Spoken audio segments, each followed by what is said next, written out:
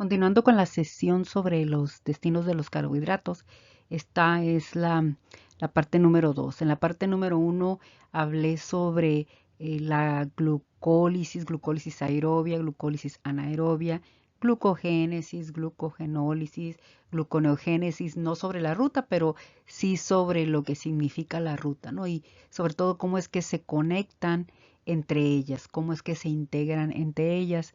En el mundo molecular es muy importante comprender cómo es que estas redes de transformaciones metabólicas o estas redes de transformaciones bioquímicas van a interactuar, cómo de una se alimenta a otra.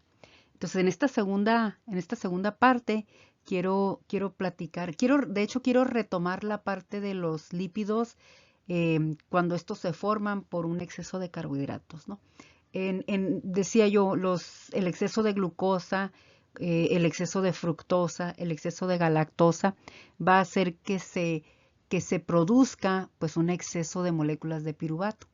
Y en ese exceso de moléculas de piruvato vamos a formar un exceso de moléculas de acetilo, ¿no? En forma de acetilcoenzima A.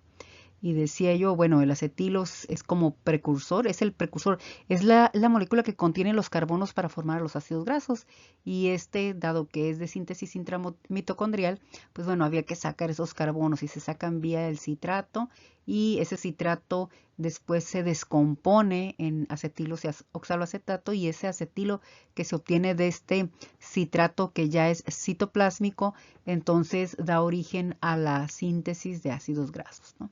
Esto significa que uno de los destinos de los carbohidratos es que el exceso de estos, por supuesto, una vez que estén cubiertas las necesidades de nuestras células, se convierta en estos ácidos grasos.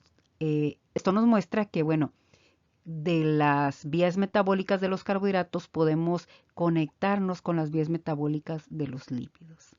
Ahora, este ácido graso, pues el que se sintetice el ácido graso, pues implica una lipogénesis. Un órgano muy importante en lipogénesis es el hígado. Otro órgano muy importante en lipogénesis son los adipocitos del tejido adiposo. En, en, en esta parte sabemos que el ácido graso normalmente pues no se queda libre, sino que se tiene que unir a una molécula de glicerol. Y el mismo metabolismo de los carbohidratos pues me aporta moléculas de glicerol. Entonces, desde los componentes o de algún intermediario de la vía glucolítica, puedo producir glicerol.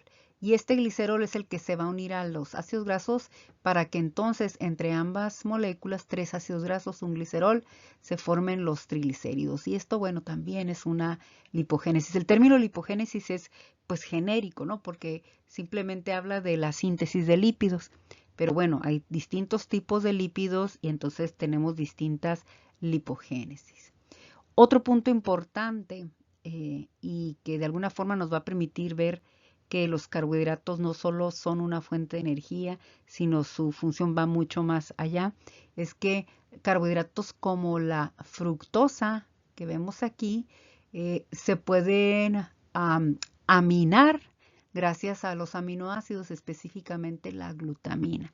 Y esta glutamina que amina a la fructosa 6-fosfato, cuando la glutamina pierde o cede ese grupo amino, bueno, se convierte en glutamato y el resultado es formar una molécula de glucosamina. Y la glucosamina es muy importante porque es precursora de un grupo de moléculas que se llaman glucosaminoglucanos. Los glucosaminoglucanos van a tener una estructura en la que podemos encontrar distintos tipos de carbohidratos, ¿no?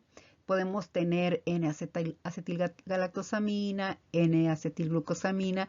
De hecho, aquí hay una estructura de un grupo de glucosaminoglucanos que se llaman gangliósidos, que son muy importantes en la estructura del cerebro. Por ejemplo, en las células ganglionares, que por ahí hay un tipo de células ganglionares que hacen una conexión entre el sistema visual y el cerebro, participan en los procesos de visión y que se requieren de la presencia de estos gangliósidos, que se requieren de la presencia de estos, de hecho son ácidos grasos unidos a distintos tipos de carbohidratos, ¿no? Entonces, esto nos permite ver que los carbohidratos Bueno, este es un destino también, pero para que esto ocurra, pues obviamente necesito que antes haya glucólisis, gluconógeno, o sea, todas las otras rutas que había yo mencionado. Una característica muy importante de los glucosaminoglucanos es que, por un lado, algunos aportan o proveen de viscosidad a las estructuras. Por ejemplo, algunos de ellos forman parte de las articulaciones y en algunos otros casos generan rigidez en la estructura. Entonces también por eso forman parte de las membranas, ¿no? Existen glucosaminoglucanos a los cuales se unen proteínas y se llaman proteoglicanos. Bueno, para formar proteoglicanos, glucosaminoglucanos, necesito el metabolismo de los carbohidratos. Y entonces estos proteoglicanos pues pueden estar aquí en la membrana de las células, pero además los podemos encontrar en la matriz extracelular, que es este espacio que existe entre una célula y otra, ¿no?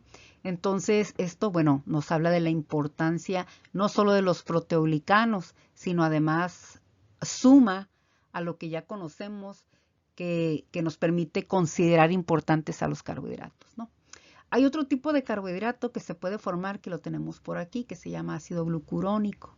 El ácido glucurónico, para formarlo, necesitamos por ahí una molécula que se llama UDP-glucosa. La UDP-glucosa, como su nombre lo dice, es un monosacárido de glucosa unido a un nucleótido de uridina, ¿no? UDP-glucosa. Bueno, esta es la molécula precursora para formar el ácido glucurónico.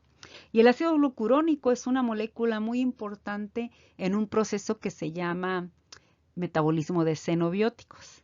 El metabolismo de los xenobióticos, que ocurre principalmente en el hígado, tiene que ver con el metabolismo, bueno, xenobióticos son los fármacos extraños al cuerpo, entonces cuando nosotros metabolizamos fármacos y que el metabolismo de estos fármacos es uno de los parámetros en términos farmacocinéticos, que seguramente reconoce, ¿no? La absorción, la distribución.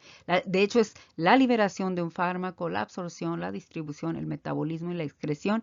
Entonces, en el metabolismo estamos hablando de que las moléculas de fármaco tienen que unirse a otro tipo de moléculas, en este caso, un derivado de los carbohidratos que es el ácido glucurónico. La intención es que estas moléculas de fármaco se hagan más hidrosolubles, porque entre más hidrosolubles se hagan, pues más fácilmente se van a excretar, se hacen fácilmente excretables.